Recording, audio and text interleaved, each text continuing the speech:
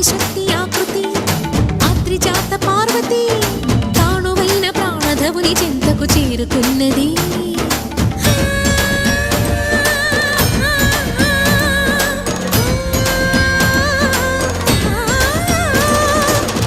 భువికి తరలించేలా ధరణి దివిని తలపించేలా